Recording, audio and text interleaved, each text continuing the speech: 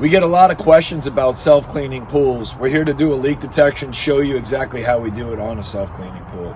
When we do a leak detection on a self-cleaning pool, we treat it like a regular pool. We're going to take our mics, we're going to walk around, we're going to listen to absolutely everything.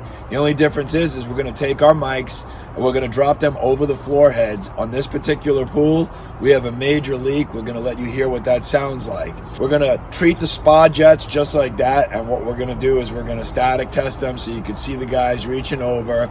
Without doing it under pressure, we're just plugging them up, we're caning them up, and then we're seeing if they actually leak.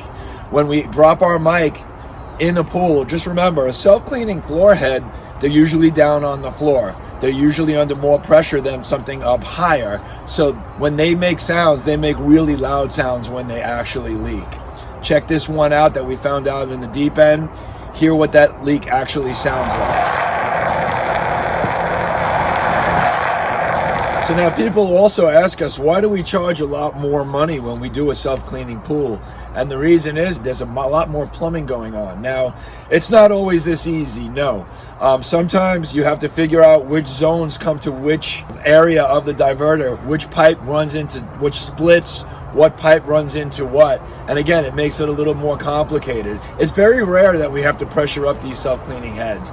Almost all the time, we're able to hear those with a pool scope when we drop and drag them over, as you just heard.